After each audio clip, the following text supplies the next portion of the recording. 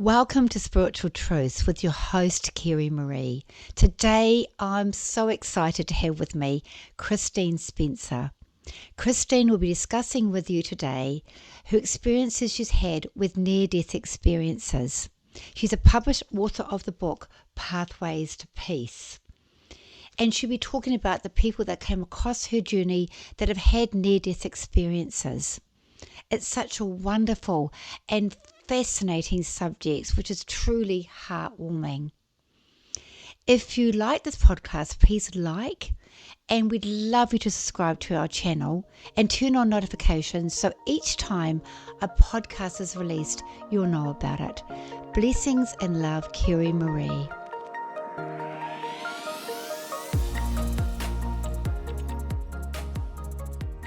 Hi, Christine. It's wonderful to see you. I'm so excited about this podcast.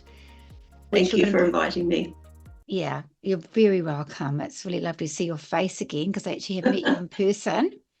And today we're going to be talking about a subject that personally I find rather exciting and fascinating and really interesting and heartwarming about near-death experiences. I noticed with anything to do with spiritual, the connection with spirit, there's obviously a lot of synchronicities that happen. And I had a podcast with a gentleman called Callum about addictions. And I met Callum through his mum, who came to see me. And in the podcast, I read one of my messages from Spirit Cards. And his grandmother came through and she gave me the name Christine. And he said, alive? I said, yes. And you felt this name Christine felt really significant. And he said, yes, she helped save my life. And then not long after that, you got hold of me and you came to see me for a reading because you thought there's something about this. So you can just tell us about how you felt about that when you realized that I was given this name and that it was important we connect. Yes, I was. It's my very oldest friend in New Zealand. I live in Melbourne now, but spent the first half of my life in Auckland. And my very best friends since 12 and 13, Sandra, her son, struggled with addiction for a long time. And I walked that path with her because I had that in my family as well. And Callum got over it. It was wonderful. He's doing so incredibly well now. And you came along and she told me about you interviewing him to help other addicts so that, Yes. give you hope that even though he had a few times in rehab, he still overcame it and he's doing so well now. He is who he is now. Right. He's the real Callum, which is a beautiful man. Great. And in that interview, I watched the podcast because of my friend. My name, Christine, came up out of the blue, and I thought that's very strange. And it sort of went ping. It was one of those ping moments. And I thought, well, if my name's come out of the blue and I really didn't need to have my name mentioned in that podcast, I need to come and see you for some reason. And that was the first, okay, I'm going to go and have a reading with Kerry-Marie, and I, whatever reason, need to see her. So that's how it happened. Yeah, that's how it happened. And then we were wearing the same clothes. And interesting enough, I nearly wore blue today and changed my mind at the last minute. So we're wearing the same. We're both wearing pink and white, I think, when you turned up. And I think that for you personally, the reading was timely. And Yes, in the perfect. reading, I mentioned my book, and I knew that you were an author. And so I gave him my book to read. And then you sent me your book. And you sort of spoke to me about it. And then I thought, I better take a book. I was going overseas and I went on a river cruise and had some time. And I just couldn't put your book down. It's like incredible. Here it is. It's Pathways to Peace. And it was just really inspiring. And it was just, not everybody's into spiritual things. And when you're on a cruise, you meet lots of people who are not necessarily interested in what you do. And I sort of I'd love being on holiday, but I missed the essence of being spiritual. I just loved your book. It was so beautiful. It was amazing just listening to the stories, but it inspired me and it made me feel connected to spirit more as well. and near-death experiences is something that I just really love watching and listening to. I sort of had a near-death experience as a child, but nothing like it in this book. So you're obviously a fantastic author. So can you just tell me a little bit about your background, Christine, about what inspired you to write this book? I would say I've always been interested in spiritual things from probably age 35 onwards. It became my path to discover the true meaning of life and death. Why are we here? What is God? Why do seemingly bad things seem to happen to good people? All the usual questions that people ask and initially just does not make sense. So I put myself on this quest consciously, but unconsciously. Sort of, it was in me to do it. So I went through multiple organizations, one church. I didn't receive my answers there. I was part of a beautiful church family, and they do a lot of good, many of the churches. But I was sitting there and I was psychic, writing another book about psychic experiences, and they were telling people that was evil. So I thought that was possibly the right time for me to not to leave. But I actually didn't want to leave. I had a lot of friends there. Then I went into different spiritual organizations. I read so many books from both Eastern and Western masters. I preferred to read people who had either become self-realized masters or, had overcome the lower, what I call the lower mind. And then I found my first near-death experience called NDEs and was absolutely captivated by the amount of answers just in that about life and about death, just in that one NDE. So this led me on to my research, which I did for about a year, I suppose, and read many. Then I decided, right, I'm going to write a book about it because it answers all the basic answers that people want to know about life and death. And what better way and more poignant way for our divine creator to have millions and millions of people of all ages, races and creeds around the world an experience of clinically dying, going to experiencing consciously what happens when we die, experiencing the realms we go to, the glorious realms we go to, and then being told it's not your time, you do need to go back. However, and for some of them, that was most of them actually, very, very hard because it's so glorious where you go to. Yes. Not so glorious coming back to a confined body and what's going on in our world today. So very hard for many of them, but the similarities, the answers, it really answered all answers that I had taken 20 odd years to find myself through various books that resonated in my heart, because I do believe no one should take what anyone else says ever. You need to make it your truth by finding it resonating in your own heart. So then it becomes your own lived truth. And these people, they write with the most glorious, as you know, right, glorious prose and in ways that describes these glorious realms in such a way that you could never do it on your own conscious brain. And for many of them, they didn't put pen to paper until 10, 20 years later, and they remember it in perfect detail as if it was yesterday. So there's no dreams, there's no hallucinations involved. It's more real than our life here, because I don't know about you, but my memory of what I did a week ago in detail is quite hazy, let alone 10 years ago to write a book about it. So it isn't. It's lived, and it's lived by our spirit of who we are, as opposed to who we think we are down here. So I know it's quite different, isn't it? It's quite. So also you said something that I found two things that you brought up. One was, and I agree with you, unless someone has experienced themselves, then it has to be a personal experience with spirit, whether it's a near-death experience or whether it's a personal spiritual experience, or whether it's going to a medium and having that. There has to be so personal. You can't make someone believe. It's very personal. It's very individual. So yeah, that's one thing. Yeah, I agree with. everything else, as far as I'm concerned, is perceptual. It's all perceptual. We perceive what we think is truth, but no one has a right to tell anyone else, and from my opinion, what their truth should be. Yeah, they try to. They try to. They try to push Indeed, things on you. this world Yeah, does. they do. And I think as you get older, you learn, no, I believe what I believe, and that's fine. And it's fine to be different.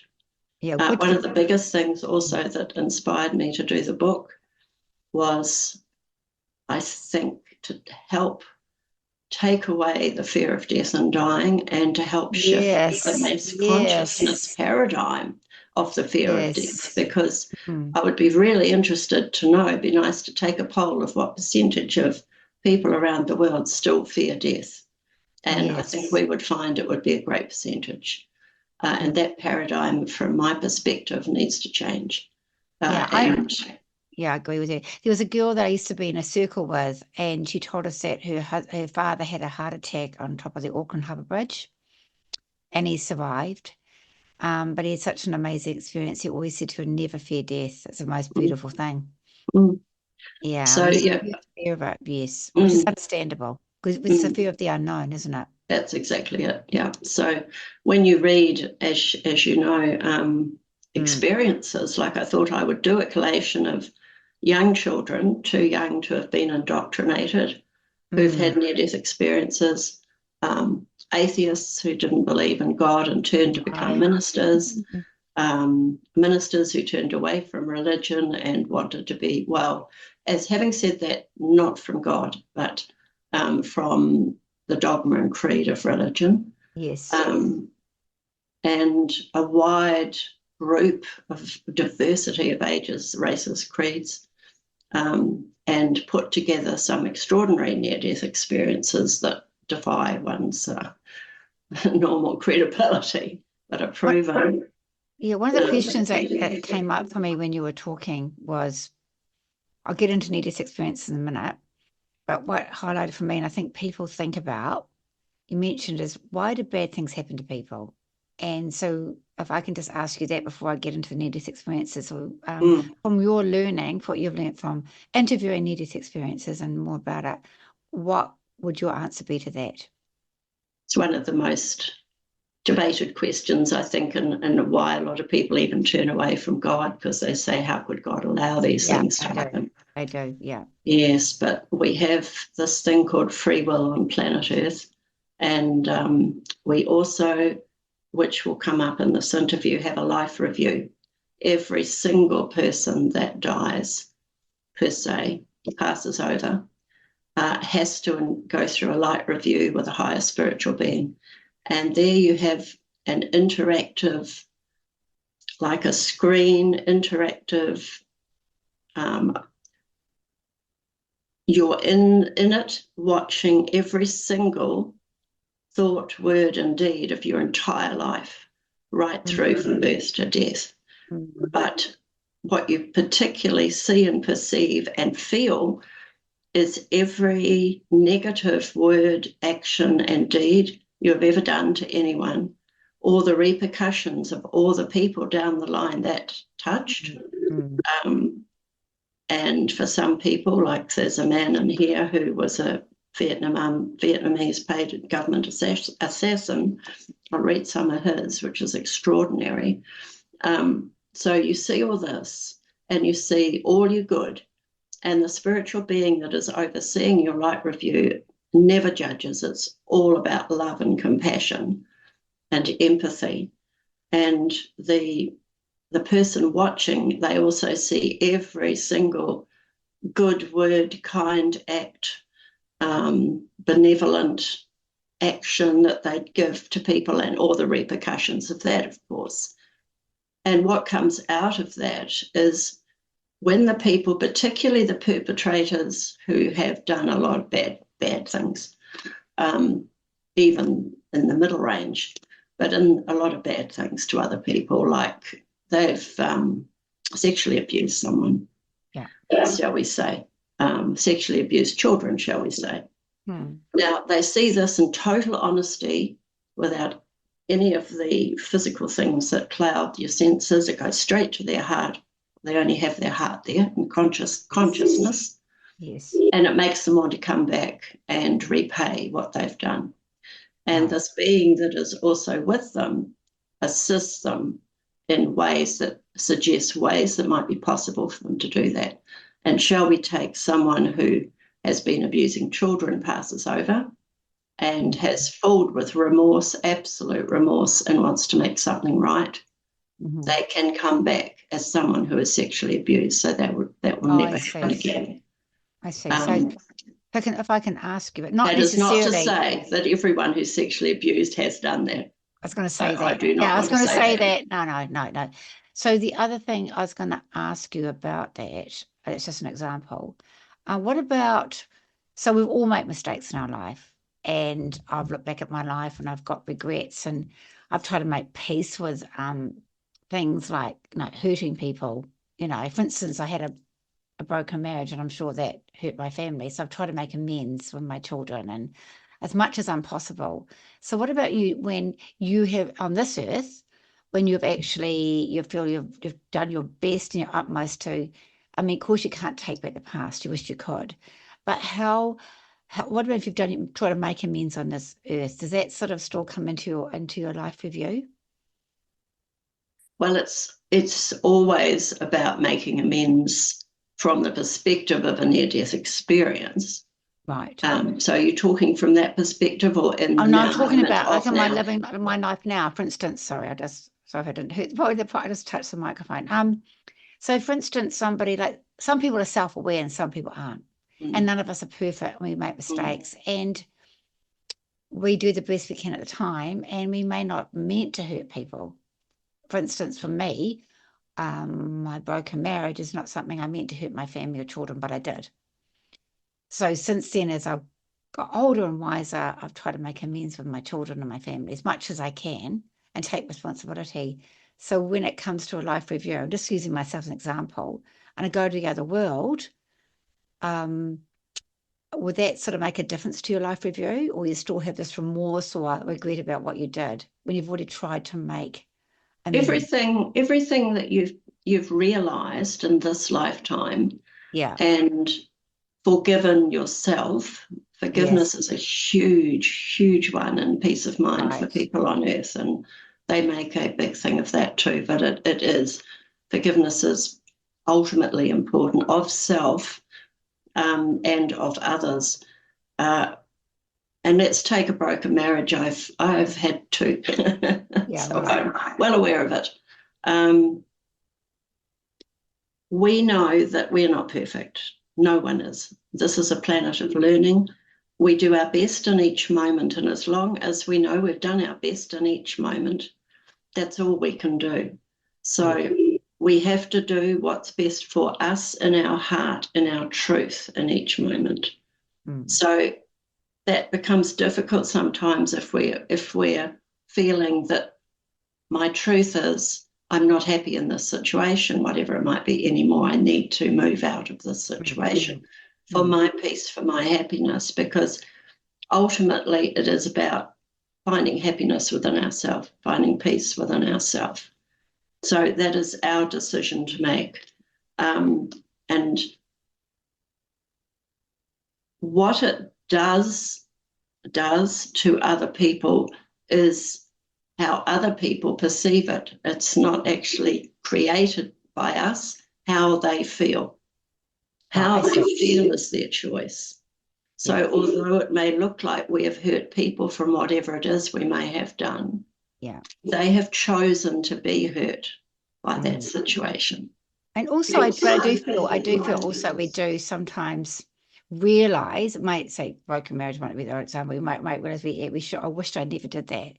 That was not a very good thing to do. I wish I hadn't done that. So I feel if you try, my sense as a spiritual person, if I am aware of it, I ask for forgiveness.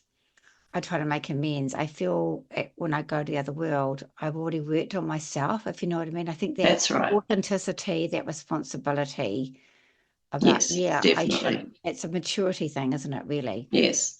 And when you've made amends, you've forgiven, you've Yeah, done all that you know how that you yes, can do. Of course, you're not, you yeah, don't have anything to be accountable for because no, it's about being true to you be true to yourself. always. Okay. And how anyone else behaves is about being true to whoever they are and their growth and their learning. So the other thing I was just going to be back to near-death experiences. Yes, probably better. We got to check a little bit. So what I went up to is that something that fascinated me in your book was not all of them, but a lot of the near-death experiences were very similar. Can you just tell us a bit more about that? So they had sort of experienced, so they all have a life review. Talk about that. So what's it sort of really similar with all the experiences that they had? There's real Well, similarities I noticed. yes, and that was one of the things I thought I must highlight in my book because um, it becomes more real to outside people who haven't had one if you can see that these millions of people have so many similarities, big, important similarities, such as um, I can give some similarities here. Complete detachment from their body. So I'll just read a very brief Yeah, part. that's the one thing I found fascinating is that this Yes, body that they were so connected to is so worried about our bodies. I mean, that's right. health and Focus. well-being and how we look and how Yes. they had no attachment to it. I found that quite No, fascinating. because we're not our body, as hard as it is to believe we're the spirit. Mm. The spirit soul that is the God force that gives life to our body. And that's what you realize when you pass over, which is a big realization. Mm. So this one is Dr. Diane Morrissey. Then I floated above my physical body, lifeless and unaware. I wondered, can I save her? Yet I felt no urge to act. I looked down and knew that the body below me was a previous part of myself. Will it awaken? I wondered. At that moment, an awareness overtook me. I'm not my physical body. This realization made me feel so free and so wonderful. I'm alive, and yet I'm dead. Where am I? And then another one, Laura Lynn Martin. I awakened and found myself floating about above my body, off to the right side, looking down, watching the attempts of their medical team to revive the lifeless form below. I viewed the scene with complete detachment. Damien Brickley's. I watched as Tommy held me and cursed the slowness of the ambulance, which we could hear approaching in the distance. I hovered above the three of them as the medical technicians loaded me onto the stretcher and wheeled me to the ambulance. Without passion or pain, I watched the person on the stretcher. I had no desire to, no, that's the next person. Without passion or pain, I watched the person on the stretcher, and they all say that, and many of them, of course, they don't understand what's happened to them. So that because all of a sudden they're not in their body, they're above their body, they're looking down on it, and they realise, oh my goodness, this is death. And then I'll read a couple of little bits from people who didn't believe in life after death So later. this is, yeah, that'll be good. So what this is interesting. I just want to, sorry to come in here. Mm. What it brings up for me is when I do a reading, the spirit connects with me and they say to me, this is I think they say, it's just me without a body. They say, I'm alive, I'm not dead. They say that and they say that, yeah, it's just me without a body. That's what they Exactly. say. And I've heard that quite a few times actually. So Yeah. it's just going along very much with what, Mm. that's what I I find as mean, a medium. What I'm getting is like, yeah, really authentic. yes, we have a light body. We have a form of a body, but not a physical dense body with organs and skin and that we have here. Another similarity is an absence of time. I was completely out of time-space as we know it. In this expanded state, I discovered that creation is about absolute pure consciousness, or God, coming into the experience of life as we know it. That was Mellon Thomas Benedict. Dr. Gerard Landry. The first awareness was of eternity. When we die, everything stops. It is like finally getting to the nanosecond where time stops for us. Like a watch, our body stops at that time, yet our spirit and consciousness continue to live on in a dimension beyond sequential time. There's no time and space in spirit, in the higher spirit realms, which our limited conscious brain has great trouble wrapping its mind around. We really to have time.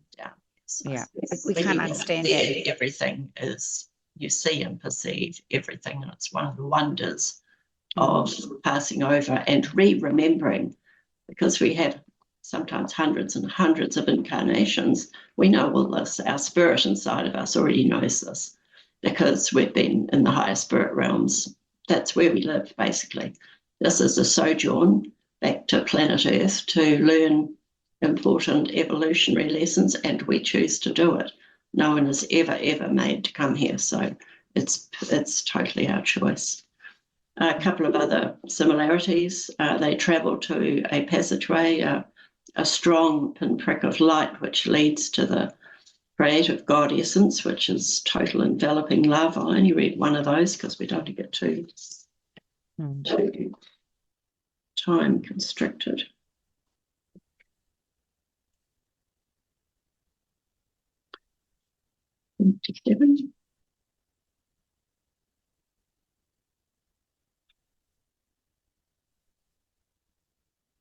Yeah, this is one I love the most. This is from Dr. P.M.H. Atwater in her book, We Live Forever. This lady has had, I think, 3 near-death experiences and spent 26 years researching near-death experiences herself afterwards. So she's a world authority, and I love what she wrote about hers. The light is the very essence, the heart and soul, the all-consuming consummation of ecstatic energy. It is a million suns of compressed love dissolving itself unto everything, annihilating thought and cell, vaporizing humanness and history into the one great brilliance of all that is, and all that ever was, and all that ever will be. You know it is God. No one has to tell you, you know. You can no longer believe in God, for belief implies doubt. There is no more doubt, none. You know in capital letters God, and you know that you know, and you're never the same again. That's my favourite quote. And that's how it is for them, and that's how it was for some of the atheists in this book that became reverends afterwards, etc. So it's a completely transcendent experience that takes them home to who they know they are and what they've always known to be truth. And there's no doubt. 2 things that come to mind with me when you're talking just then is, one of the things is, say, if it's an atheist, I will know they're an atheist because with the sitters sitting in front of me, they'll say there really is a God. Only an atheist, from experience, I've had only an atheist spirit that says it to me, or an agnostic. Yep. And the other thing is they always say to me, which you just confirmed, is, and it was actually on the TV, someone that studied on the project, it was like a news channel about near-death experience, and one thing they always said was they've come home. And that's one thing that always comes to me whenever they say, every time, oh, I've come home. That home and that completeness. Yeah. And the other thing that was mentioned, they haven't told me, Spirit hasn't told me this, but when I watched this TV program from you, that we've lived many, many lives. Many, many, many, many lives. Oh, yes. Yes. Sometimes 800, sometimes more. Wow. Wow. Hard to believe once again, in our limited human minds. It is really hard to believe. Yeah. Mm.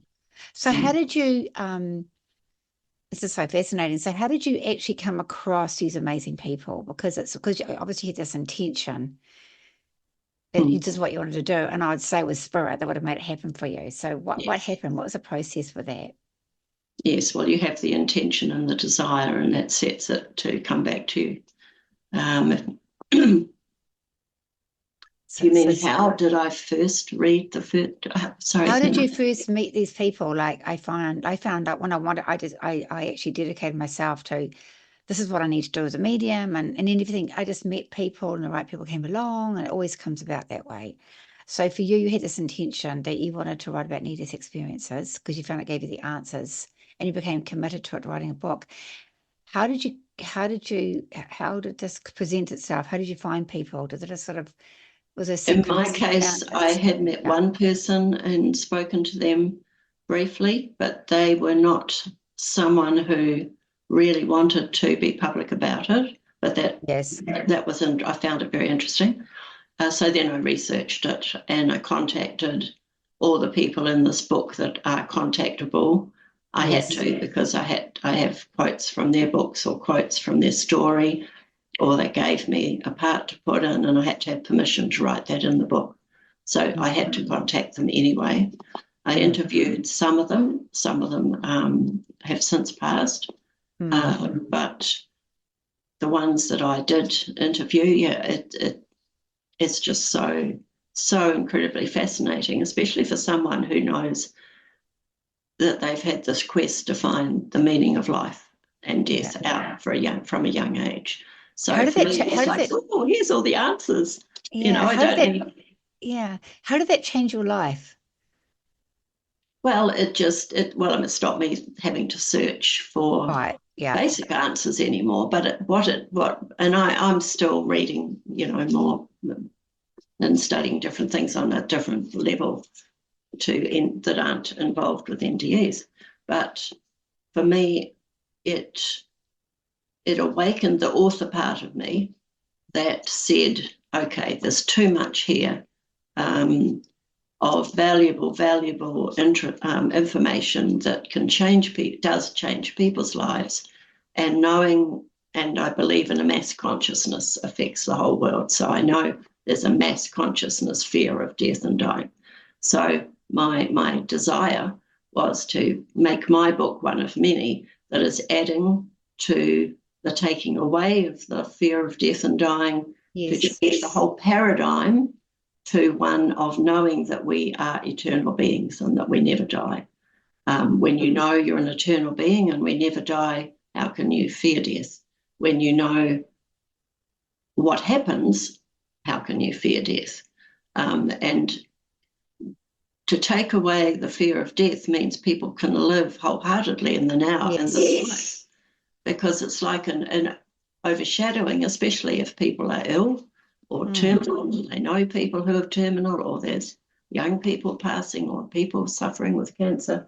To take away the fear of death, to know and to actually look forward. I mean, if someone told me tomorrow, I consider myself young, not comparatively to my young children, but if someone was to tell me tomorrow, you've got a week to live, I'd be absolutely delighted that I was going home, but, naturally sad to say goodbye to my loved ones here. But knowing I can re-meet them in out of time space when they pass, or in communication, which is all in the book. It's all about our loved ones are never dead. Those that have lost No. children, they grow up in the children's spirit realms. I have a beautiful part in the book about the children's spheres, written by a man called George Benson, who actually lives in the higher spiritual realms. And he was a Monsignor to the Pope in 1911. Wow. And he was a prolific writer of Catholic religious books, Mm-hmm. and very respected one. So the books are well read. Now, He was also psychic at the time, but of course never told anyone and thought could not understand it because it did not fit the criteria of the church. He passed over, and one of the first things that his guides up in the spirit realms, while he was looking over everything and getting to know his new home, they gave him a bookcase of books, and his books were in it. And he thought, oh my goodness, I wrote all these books that so many people around the world are going to read and revere my work, and it's not true. It's absolutely not true. And I have got to go back and make that right. And he made that his mission. So he said to his higher spiritual helpers up there in the higher dimensions, you always have someone in a higher dimension that can help you. How can I put this right? And he found a friend who he was still in the church when he was friends, living on earth. And he was psychic, and they both used to talk about it because they knew they couldn't talk about it with anyone else. And he was able to get a message to him, and then he was able to help him to channel his messages in the higher dimensions. So Robert has written 2 beautiful books through this man, just taking people around and talking about where he lives. So first-hand experience of what the children's realms are like. It's a beautiful chapter of paragraphs I've got in the book. Anyone who's lost a baby or a young one, I can't imagine anything worse than a stillborn baby at full term, having had 5 children, and even, young ones. And I've got a friend who's lost her daughter through cancer, suffered terribly. But, excuse me, they go to these, what he calls the heavenly children's realms, and they grow and they're taught and they grow up and then choose if they want to reincarnate. But they grow up in the most beautiful, loving, gorgeous environment to become highly evolved spiritual souls. And for those who have lost babies and children, it is often the case that they chose to only live for that time and to come in for that experience, as hard as it is to believe for the people left behind. And when that is the case, the whole family wrote that in your soul contract before you incarnated. For whatever reasons, unbeknownst to you in this lifetime, does not make sense or seem fair in this lifetime. And grief is grief and has to be gone through too. It's a natural thing we have to work through. But no, they are alive. They are well. In fact, there's one here in the reunion, because when we pass over, one of the similarities is you meet with your loved ones on the other side, and it's glorious for a lot of people who have very close people. So there's one that refers to this situation.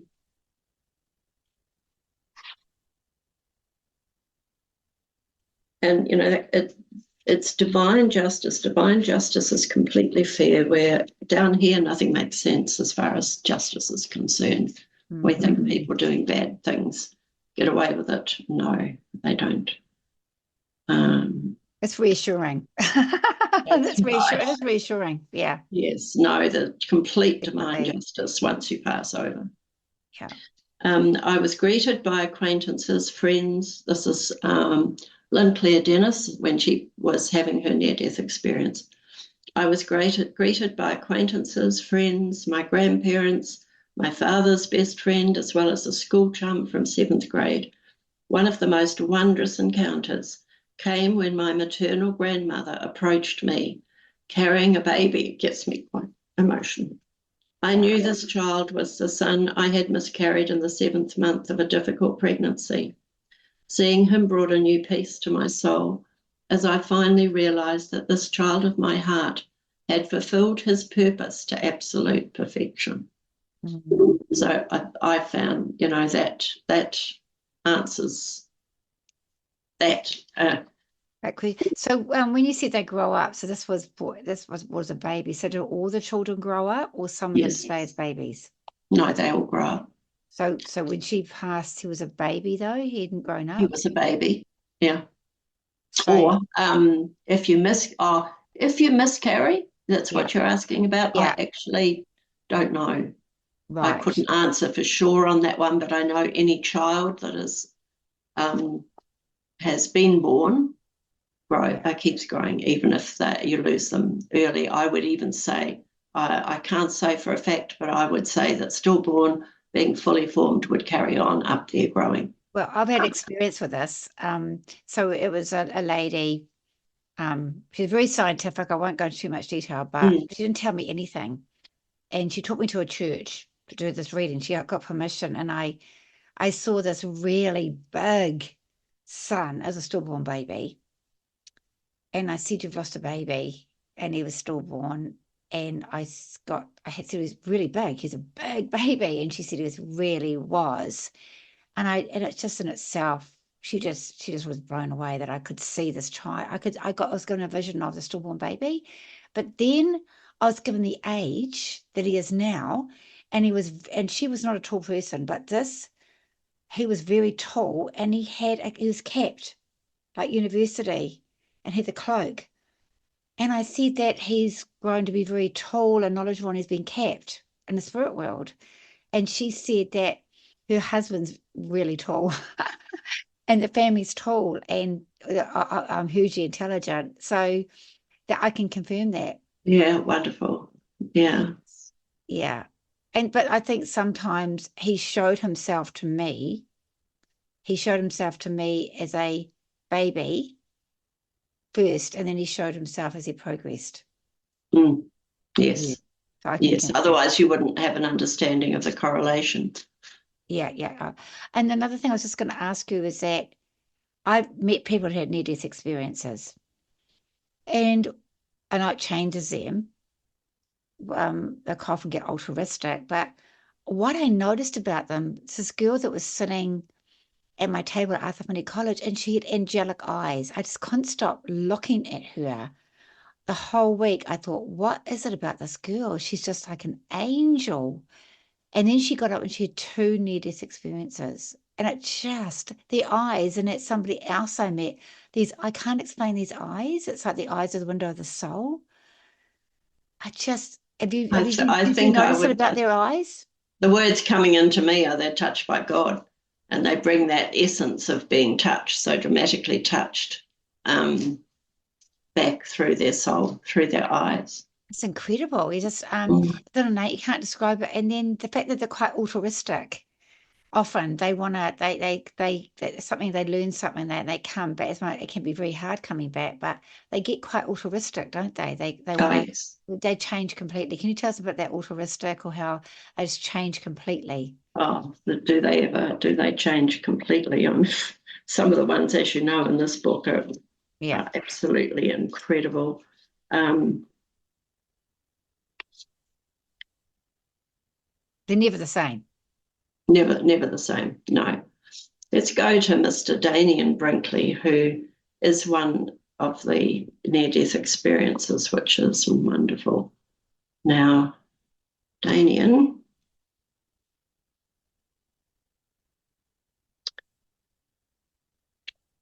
prior to his near-death experience, he was a Vietnam government-paid assassin, and by his own admission, he was not a nice guy. What happened in his NDE, he saw and felt the repercussions of all his actions, what all the people his actions had affected. It was not a pleasant experience. Naturally, due to what happened during his NDE, he returned a completely different man with a whole new outlook. Now, a little bit of his.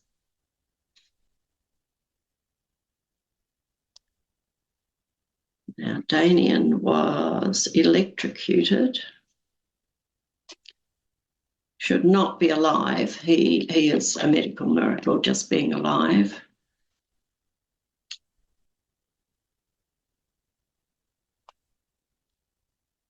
This is part of his review. I saw the ceiling in front of my face, and for a moment I couldn't imagine what power it was that could have caused such searing pain and held me in its grip, dangling over my own bed. What must have been a split second seemed like an hour. From immense pain, I found myself engulfed by peace and tranquility. It was a feeling I had never known before and have not known since. It was like bathing in glorious calmness. I had no idea what had happened, but even in this moment of peacefulness, I wanted to know where I was. I began to look around, to roll over in midair. Below me was my own body thrown across the bed. My shoes were smoking and the telephone was melted in my hand. I could see Sandy, my partner, run into the room. She stood over the bed and looked at me with dazed expression, the kind you might find on a parent of a child found floating face down in a swimming pool. I must be dead, I thought. I could feel nothing because I was not in my body.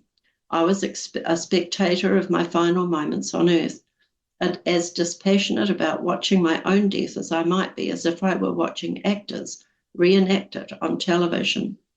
I felt sorry for Sandy and could feel for her, but I was not concerned about that person lying on the bed or the body.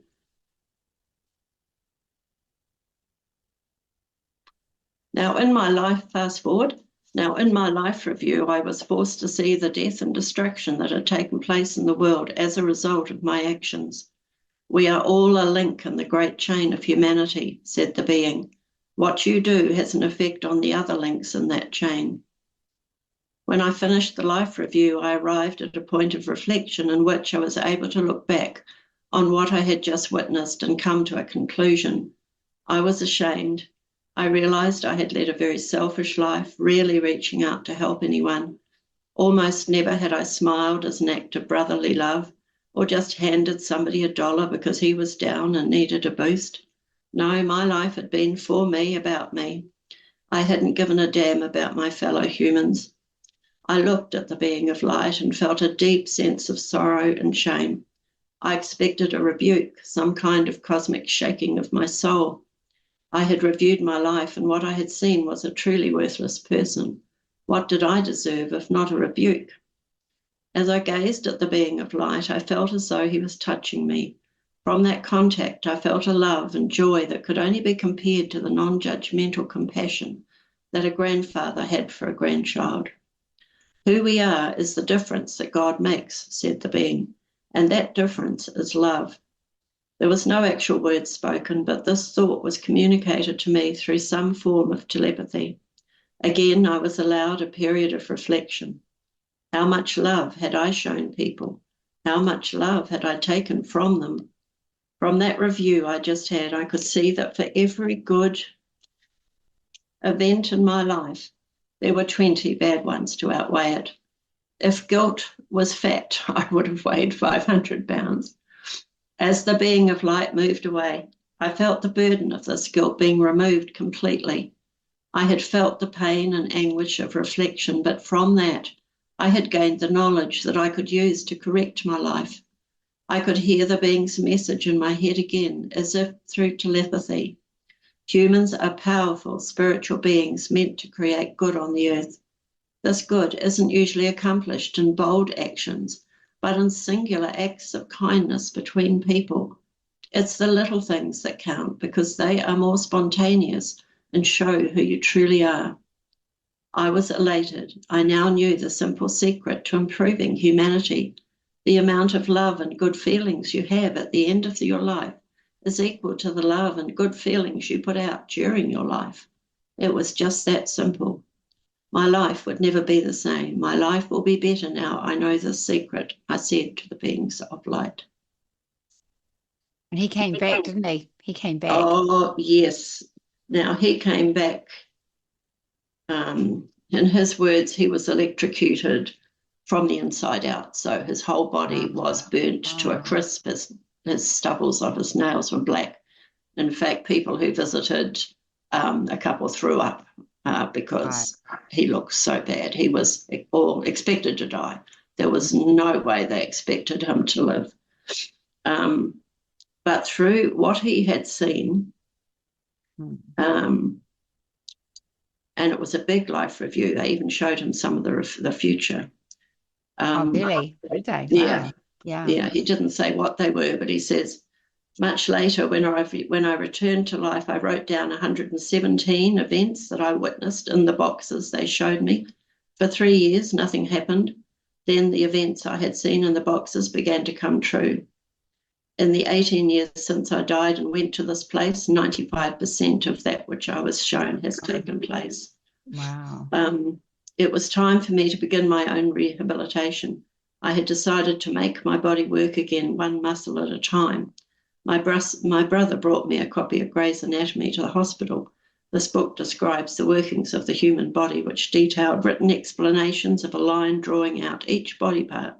My brother made me a headdress out of a coat hanger and a pencil so I could turn the pages with the eraser on the pencil by moving my head.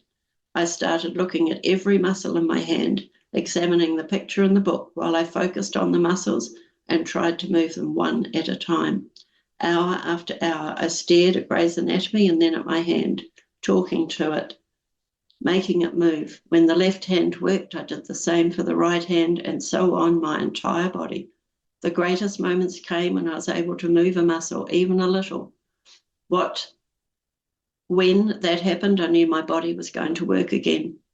No one else thought I was going to make it. The nurses had looks of despair when they came in to see me. I heard doctors in the hallway say my heart was too far gone. I was going to die. Even my family had doubts. They saw me for breath and struggling to move. They even thought it would be a short time before I was gone. "Oh, Damien, you look really good today," my folks would say, but the look on their faces was one of utter horror, as if they were examining a cat squashed in their driveway. Regardless of my condition, the experience gave me the inner strength to endure the worst moments.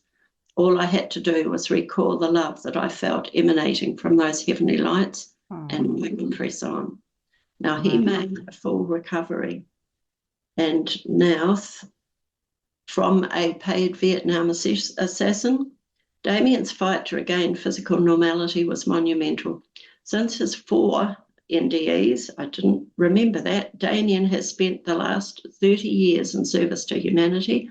He has written 3 best-selling books, Saved by the Light, At Peace in the Light, and Secrets of the Light, which have been made into a television picture and seen and are in 30 countries. Damien is the co-founder and chairman of the Twilight Brigade, Compassion in Action, a trained corps of over 5,600 volunteers who visit patients in veterans' hospitals, nursing homes, hospitals, and hospices in the USA. In 2000, the Twilight Compassion in Action was recognised by the United Nations as an outstanding volunteer organisation. So if that doesn't say people change, and there's it's just a transformation, a huge transformation from darkness to light. Total darkness to light, to killing people for an actual profession. To making that recovery. I mean, how many people could, you wouldn't have the strength and the willpower to do that without experiencing something like that to drive you on, to have motivation to do it. You just would rather die, wouldn't you, if you hadn't had that experience. And he knew he had to do something good. He knew his life wasn't over. He came back for a reason. They all do. And that's what your original question was. It's like they all come back. Well, the ones in this book, of course, I cannot say all, but they are literally touched by the divine, whatever. When I say God, I know some people have had bad religious experiences, so you can call supreme divine creator of all by whatever name you like. It doesn't matter. As long as we know there's a supreme divine creator of all that is. And one of the other similarities in the book is the oneness. They go back to the oneness of realizing we're all joined to one another, and what everything we do and say affects everyone else.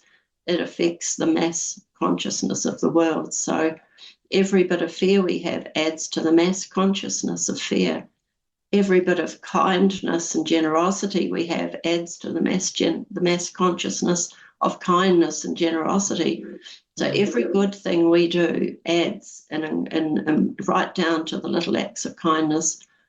And in this book, all of the life reviews, the beautiful angelic guides that are witnessing the life review, everyone has one of those with them.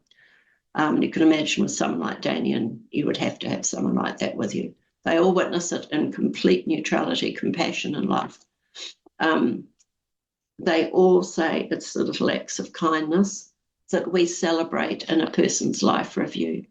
You know what I was told? Do you know what I was told this week? Because I'm very sensitive.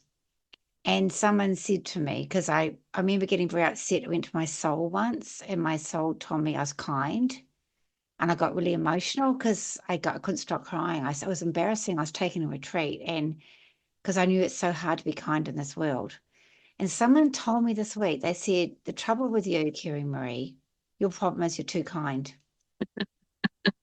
Yeah, that's what I was told. And I was thinking, wow, so yeah, it's not easy being kind. No, and It's quite because people see it as weakness or that's right. I was just going to say, like, it can be perceived in this rather harsh world we live in as weakness. It's the absolute opposite. Kindness is the quality that we need to engender. We need to grow, multiply. If everyone did one little act of kindness, even once a week, let alone every day, imagine what the world would be like. Isn't it sad that someone thinks that I was too kind in a way? Like, yes. So their belief is that you got to be hard and you can't be too kind. That's what they've come to the feeling about in their own life. Yes. Yes, it's very interesting. So something I was going to mention, it's in my questions was, so you did say you mentioned about he had to go through this recovery, this gentleman. But also, what about, you said a lot of them come back into the body and it's horrible. Like they had this amazing experience and they don't want to come back, but they're told they have to. So you tell us a little bit about they re-enter the body. Can you just tell us a little bit about that?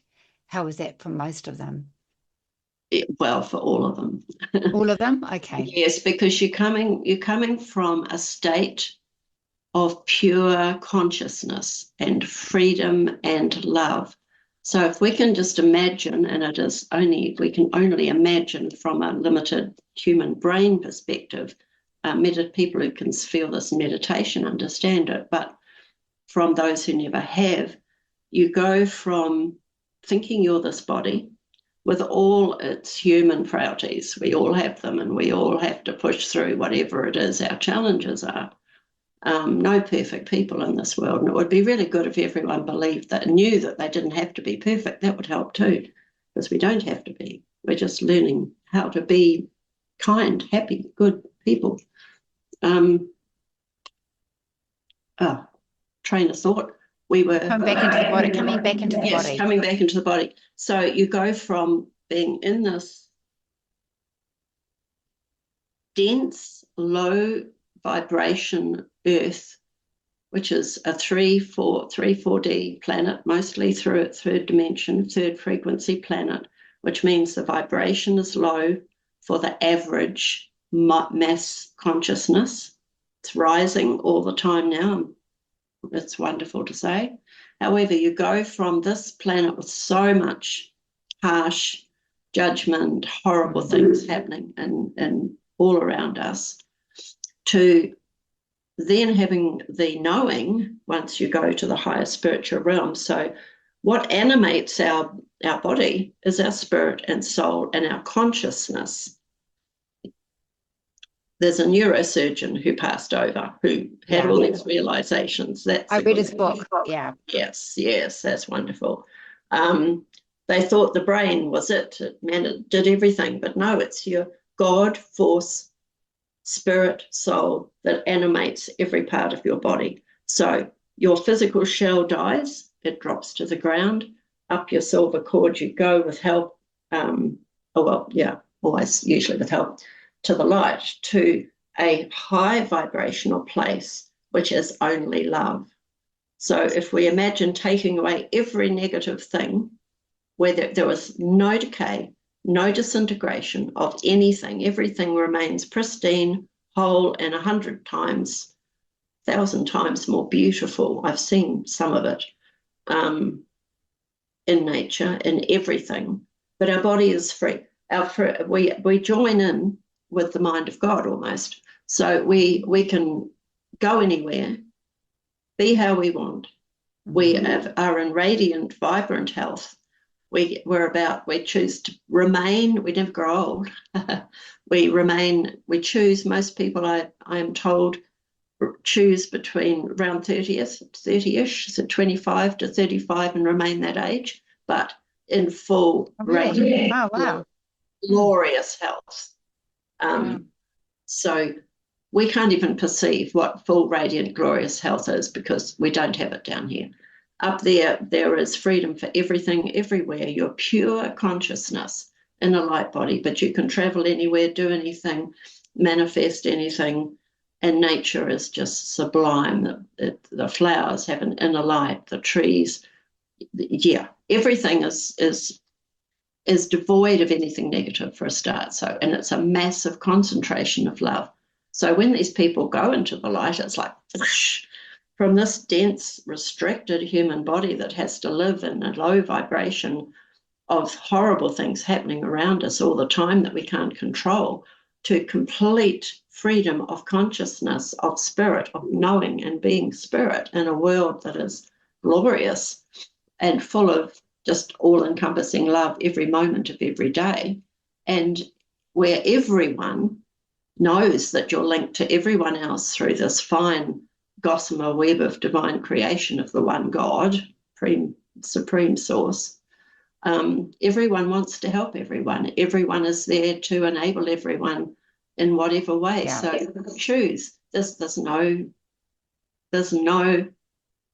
negative anything. So you imagine going into that world with that freedom, that love, and then suddenly being told, no, sorry, you have to go back into a body that is virtually dead, being pronounced clinically dead to have an NDE.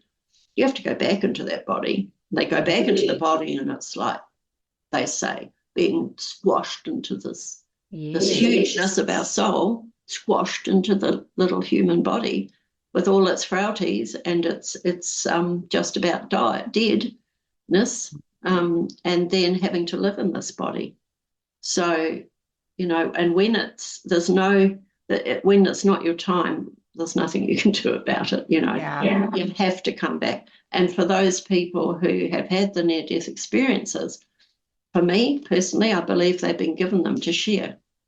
They've been given them, number one, to raise their spirit and to know that life is eternal and wonderful and glorious, and to spread the word as much as they can of what they have experienced. And for people like Damien, and he's one of the worst scenarios, although George Roddeneye is probably the worst in this book. It gives them the complete and utter inner strength and inner glowing warmth, which they are able to retain. So the thing that gets them through is they bring that all-encompassing love back into their body. And that's what the eyes is about. Yes, and they can reconnect to it whenever they want to.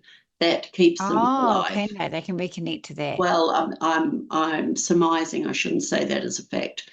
Certainly, some of them could. Maybe some can't.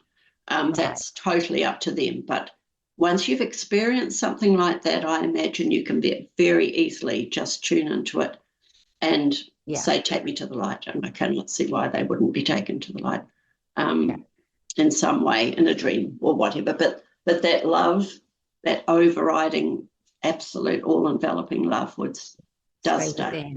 And that is what prompts them to go out and be the humanitarian or whatever they choose to be from that moment. Yeah, I can see that. So also there's some people, that I've read also that they have, and I've experienced, they've actually, when they've gone to the other side, they've actually been healed, because that's what this girl that I said had angelic eyes, she said that she had pneumonia. Yes. And when she went over, the guides were healing her and spirit were healing her, and she came back and she was better again. So that sometimes the miracles happen as well, don't they? Oh, yes, there are miracles. I did write down one I was going to read about in that, but yes, when there are many, and there's probably, there are many miracles that they come back with all sorts of things that could never, even Dr. Eben Alexander, the neuroscientist, who's become well known through his NDE, who was, left becoming a prominent world leader in neuroscience and a neurosurgeon to telling people about NDEs. It was Heaven Speaks to Us? Is that what it was? Heaven Speaks Yeah, to Us. I think he's written more than one book. And his butterfly, I read that. It was fascinating. But his family were calling him back. Yes. That was really interesting. So it's really great. He's come back and he's talking about it. I would imagine though, because there's so many skeptics around, like when I went on this river cruise, I found out I had to say as a grief counselor, I couldn't actually talk about what I did because there was a lot of disapproval. I could feel it. So it'd be quite hard coming back, and some of them feel they can't talk about it or express it, or incredibly hard. So you can tell us a little bit about that, about how do they manage to share these stories, because it's, like I say, it's a personal experience that they've had, and they're really excited about it, and it's all enveloping and full of love and the divine. And incredibly hard. A lot of people. Really hard to express that, wouldn't it? Oh yes, and a lot of them came into families that it just was not accepted, and friends. I mean, even Evan Alexander, a neuroscientist, full of scientific top professionals, that he had an interesting time. Now, I had an experience once when I was doing a healing. This lady, her father had suddenly had a heart attack, and she wanted me to send him healing. So I went into meditation, and I'd never met this man. Didn't tell me what he looked like. I saw him. He came out and he talked to me. He'd gone into a coma, and he was quite short with dark hair. I saw exactly what colour eyes. I can't remember exactly. I described him. And he came and saw me, and I said to him, your family really want you back. They've told me, and I'm sending you a healing because I want to go back. They want you back. I just passed on the message. And he went back into his body, and he told his family about meeting me. Yeah, wonderful. I was like, my consciousness moved me somewhere else, but he said that he met me. Yeah. And I told him to go back. And I described him as that. And when I told the family, they said it's exactly what he looked like. And he told them he'd met me. Now, isn't that fascinating? And he was healed as well. He was healed. Yeah. Absolutely. Yes. There are a lot that come back with miracle healings, so classified as miracle healings. So I thought I met a spirit who'd gone the other side, but I didn't see anything around. Just hung. That's wonderful. Yeah. And that brings me on to the amazing story in there about Claire Sylvia, who had a lung and heart transplant, and after she had the transplant, she started to have a craving for chicken nuggets, which she did not like. She was into health. And a craving for frying up peppers in some particular form that she did not like.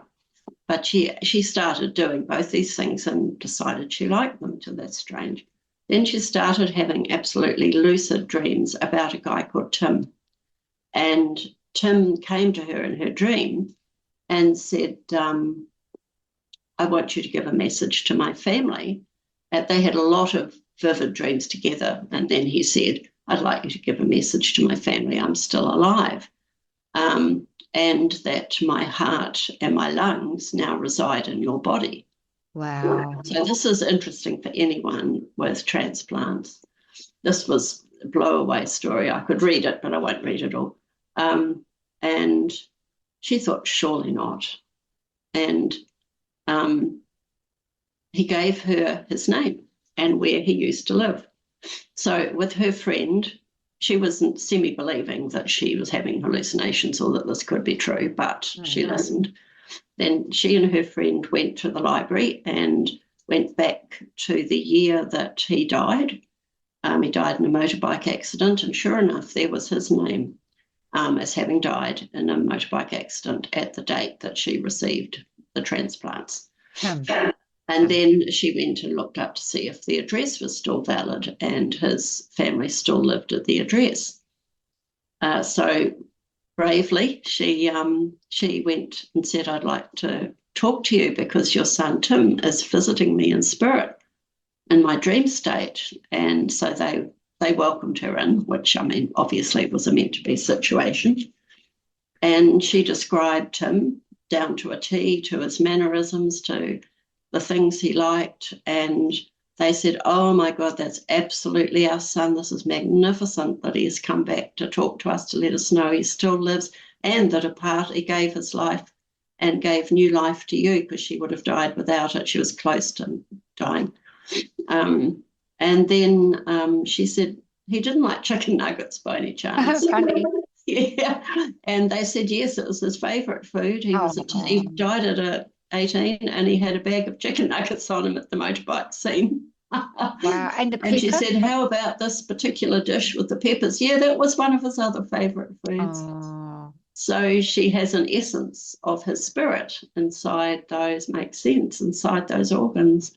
So that was an incredible story and absolute proof. Absolutely wow.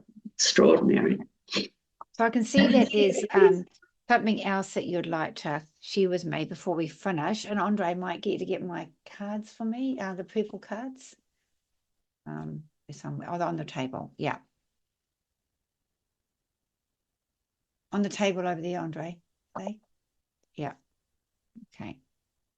This is very short. Do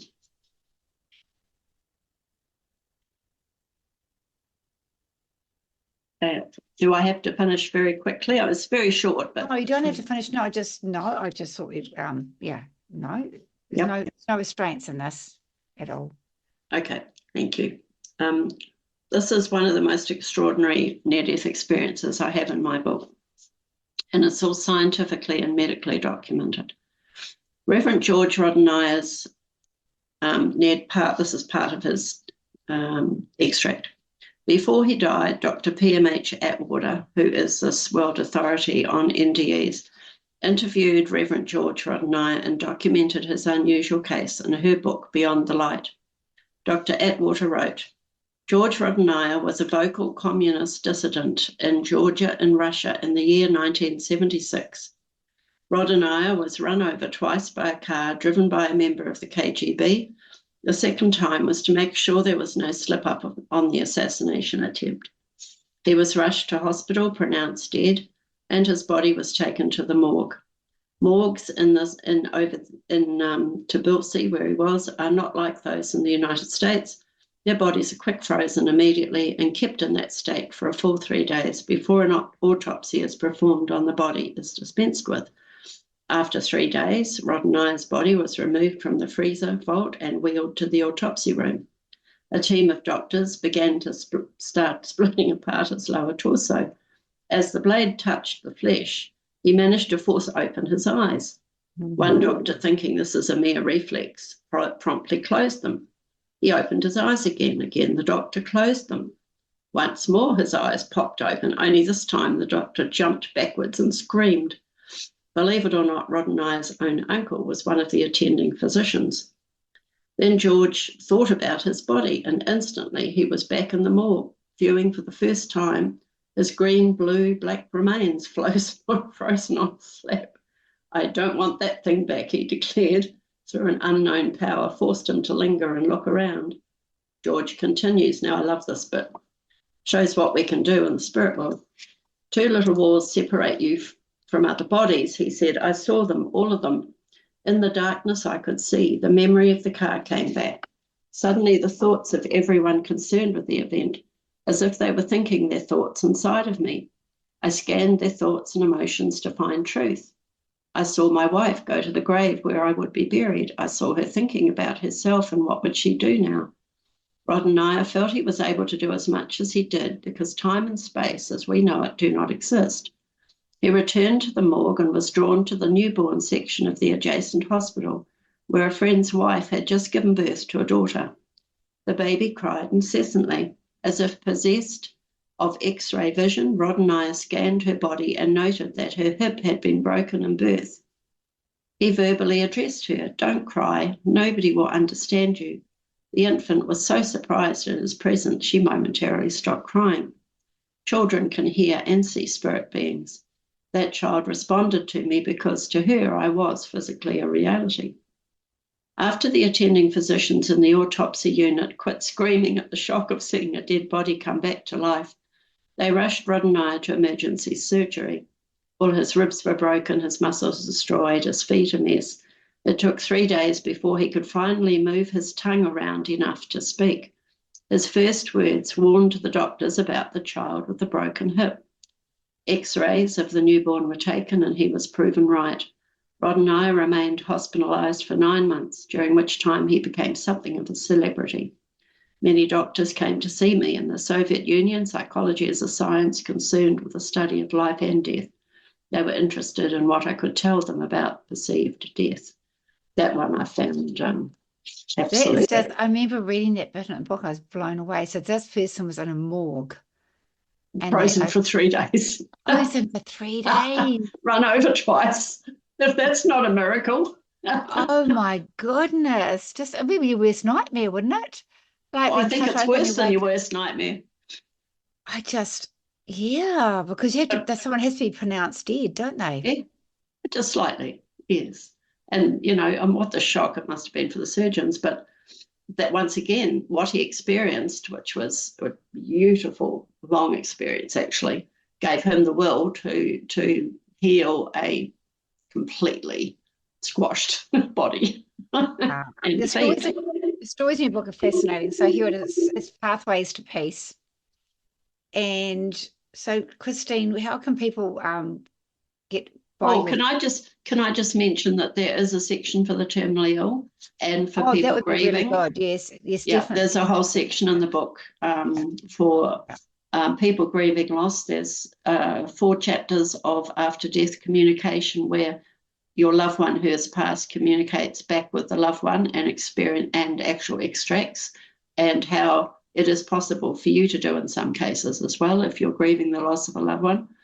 And it's another reason I wrote this book was for the terminally ill, so that if one person reads it and it takes away their fear of death when they know they're about to die, it makes it worthwhile. I have a dream when I have money to send a book to every hospice in Australia and New Zealand. That's one of my goals, because you cannot read these things, I think you would agree, Kerry, and not believe. Absolutely. It's life-changing, but so is this about the experience of the terminally ill talking about? For terminally ill people to read this book takes away the fear of death and dying. Oh, yes, I see what you're saying. Of their own death. Yeah. And, instead of, because I think one of the most vital things to take out of this whole thing is that all we have is our consciousness when we die. Yeah. So another reason it's written is so that people become aware that you can only take your consciousness. So if you do not believe in death, you won't, in life after death, you won't find any you sometimes a long time, which is the discarnate beings wandering around, don't believe they've died because they don't believe in life after death. There's a question I was going to ask. I wasn't sure I was going to talk about it or not. We're talking about people because there's a real question around that. People don't believe there's ghosts, that everybody just goes straight to spirit. I always thought there was ghosts. There's ghosts, all right. Yeah. And so how I see it, from one of my experience that I've had, is that we've all got choice. We've all got free will. We all have choice. And to me, I heard the word stubborn. I heard the word some people are stubborn. And just some people just are too scared to go to the other world. And that's been my experience, is that they're really scared that something's going to happen. That's right. That's why we need to educate. We're punished, yeah. Through all the books in the world about the fact that you can only take your consciousness. We never die. We're eternal beings. And if you don't believe there's life and death, you won't find any. For all those also who believe for everything through some religious doctrines, that they're going to burn in hell for all the things they've done, many go to their perception of that after they die, because that's all they can take, because it's their consciousness and that's all we have. Now, there's some in this book, they went to what is a perceived hell, in so much as it's the very lower astrals of not pleasant beings who've died, who don't believe in anything, who've done bad things. And this gets high. But the moment... There's levels of it, isn't there? There's levels. There's levels. Yeah, and those lower levels of the lower astrals are hell. Oh, my goodness, yes. There's no doubt about that. So you don't want anyone anyone to go to those places. So it's education. Well, Spirit often says to me, when they go over, they say there's no such thing as hell. There's no such thing as a burning, fiery hell that humans have perceived that God has put people in. We only have a loving God. God does not judge anyone about anything. So, yeah, if we take that consciousness, however, for all those people who've lost people who didn't believe there was life after death, do not fear, because the moment that they have any sort of nudging to ask for help, an angel comes down and takes them to the light. So yes, you only stay there if you do not want to go, if you do not want to let anything into your consciousness. Angels are trying. There's angels that go down to the lower astrals all the time trying to help these beings. So they'll stick a thought in the person's head, like Reverend Howard Storm, who was an atheist, went to the lower astrals in the book. It tells you about it, not pleasant at all. But one of the angels and beings that had come down managed to get into his head, pray. And he thought, I don't pray, but this is hell where I am, and I do not want to stay where I am, but I don't know how to pray. So the only thing he could think of was, the Lord is my shepherd. So he said that. Wow. And then he kept saying, the Lord is my shepherd. And then all these beings that were horrible entities and beings around him, he said it was like someone had thrown boiling water on them, and they all just backed back and went away. So we've got this free will. So what about ghosts? What about ghosts? Well, ghosts are discarnate beings who have decided, also don't believe there's life after death, that want to stay with a loved one, want to stay with a house. They haven't let those little pinprick thoughts into their consciousness of the angels trying to get them to the light. And hauntings, certainly. And people who have had a nasty experience in a house sometimes, when they pass over, stay for a while, or if that's where their loved ones still are, but the loved ones sell the house, that's their familiar safe place, is that house, and then they can feel possessive about it. And that happened to me. I did a clearing on a house, and the gentleman gave me his name, gave me dates, everything. And I was inexperienced, and he told me I told him to get out of the house. I was too aggressive. I didn't know what I was doing. I wasn't polite, to be honest. And then I went back that night. I had a spa pool in a house that we used to own, and he visited me, and I felt I couldn't breathe. It was horrible. I felt like I couldn't breathe, and he wasn't being nasty. He just came and said, I died of lung cancer, and you were very rude to me. You told me to leave my house. Not polite. And he said, I had a message for you, that the people who bought this house are smokers, and I'm wanting them to give up their smoking because I died of lung cancer. He said, now I can pass my message on. I'll see you later then. And I've never been rude ever. Yeah. So it's an interesting topic. I just sort of it is. It's a really interesting, yeah. And for any places haunted, you can also say, if you feel it, you can also say, I feel you, whoever you are. Would you like help to go to a beautiful place in the light where there's all love and be free? Because you can tell them, we can tell them, pray to the rescue angels of the light to take you to this place. There's also residual energy as well, because I did a clearing recently, and I know someone had committed suicide in this building, but Spirit told me there was traces of him. So that was residual, that was different. So as I said, that there's all these stories in your book. So how can people buy your book, Pathways to Peace? Amazon.com. It's only $9 US plus postage. Right. At the moment, it's not. They've run out, it's not on the AU one at this moment, but it was made specifically when I republished. I made it very, very, very reasonable. And I have 5 copies at home in Melbourne if anyone wants me to. How can they get hold of you? How can they get hold of you? Probably through my email, Christine Ers1. Are you able to write that on a? email? I can do. I've got your email address. That's fine. I can do Yeah, that. Christina's one at gmail.com. I'm more than happy. I only have 5 left, but I will be getting some more. Yeah, someone was trying to get hold of it and they couldn't get hold of it because it's quite life changing. People that are really into this sort of thing would love it. And also, I picked for some reason, I want to put 2 cards from you for my messages from spirit cards. Thank you. And I feel, I think parents are in heaven. I think your parents are around you. Does that make sense to you? Mm-hmm. Yeah. And the first person I picked up was your dad. Oh, it's very close to my dad. Yeah. He came first through and he's coming through really strongly. Yeah, he's a beautiful man. Yeah, he just feels so nice and he's so grateful. He just said he's so grateful. He's a beautiful man. And I got 44 and I got, don't take life for granted. Look at the seeds you've already planted. Watering what you have and giving attention will make you glad. It's truly worth it. Watching seeds grow as they blossom, things really flow. As we watch the magic of growth and love, we get so excited from here up above. Lovely.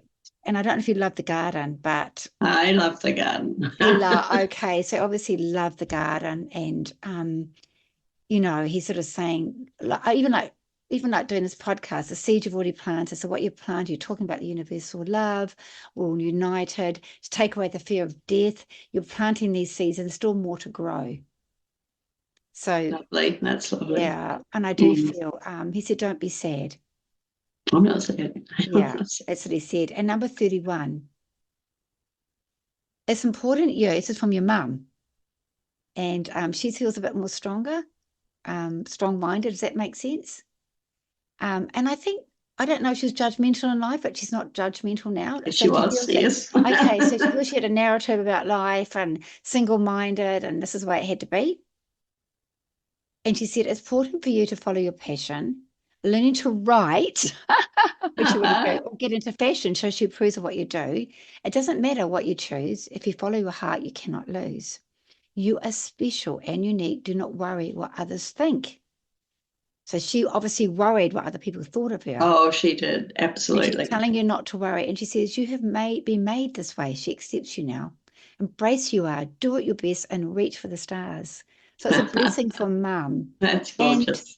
And I don't know who Catherine is, but she mentions Catherine to me as well. Is someone... it could be my niece. Right. Who's going through a bit. Yeah. And you need to look out for her at the moment. That would be right. And also I feel there's some sort of responsibility around it, but she can heal. Yes. So I get some mum and dad, they're so proud of you. That's lovely. As well. So thank you so much. I could talk, to be honest, I could talk for hours and hours on this subject. I really could. I can never get tired of it. But for the reason of the podcast, I have to end it. But I thank you so much. It's been absolutely amazing. And I hope people get something out of this. Thank you, Kerry. It's been wonderful. Is there anything you'd like to leave with the listeners before we go, for them? Practice little acts of kindness and know that you don't have to be anyone so perceived as special in this world. You are special. No matter what you do. And it's often those people who practice little acts of kindness in their everyday life who are doing more good than a lot of other people who are perceived as special or high in whatever field they're in. But the humble souls who just go about their business, practicing acts of kindness as who they are. They don't need it. They don't need other people to know about it. They just are the heroes, the true people who there's many of us working on raising the vibration of the planet at the moment consciously, but you're doing it unconsciously just by being who you are, and I feel it's important to let as many people know as possible that all we have when we die is our consciousness. So make sure you're aware that there's a glorious life after death so you can call one in for yourself. And it makes me want to be a better person. So I will leave that with us. So thank you so much. And before we also, just one more thing, are you writing any more books? There's another book, Half Done, which is a really, really important book too. What's it I'm about? really excited Can you about tell me, that. or is it a secret? No, it's not a secret. I've been waiting till I'm prompted by my higher guidance, because there's a right time for this book and it's coming up. It's called Nature's Unheard Voice, Wow. Understanding the Davic, Elemental and Angelic Kingdoms. Oh, wow. Yeah, and it's in depth. A lot of it's channeled. It's new information about our builders of form, the elementals, Davic angels, who create everything in this world, right down to a pill that you take. There is a little being called an elemental created that. Beings, many, many, many, many, many, many, because they're tiny. There's a body elemental that looks after our body, who is with us every incarnation. If we've had 800, that one body elemental looks after our body for 800 incarnations, and is responsible for managing the groups of elementals, the groups that build our heart, that build our lungs, our blood, Wow. So very, very interesting. But, I'm here, I believe, also as an emissary for them to educate humanity about the details of divine creation on planet Earth, and everything is living, and to appreciate that, to have respect, and to treat this world, our little creators of form, nature, with as much respect and love and reverence as we can. Gaia herself is also a conscious being. So I love the elementals. I love experience elementals, and I love them. They're so pure. Yeah, well, you'll enjoy this. Okay. So it's my glasses have just fallen apart in my hand. That must be the end of those ones. As soon as it comes out, let me know, and I'll let my clients know about it. Yeah, I would imagine I'll be into it in the beginning of the year to complete it. Yeah. So lots of love. Oh, thank you. And thank you, Kerry-Marie, for your wonderful work that you do. For people who don't know Kerry's work, she's a fantastic reader.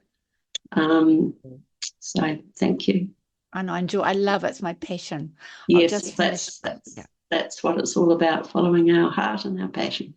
Yeah, exactly. That's what it's all about. Please. Yeah. Namaste. Namaste. God bless.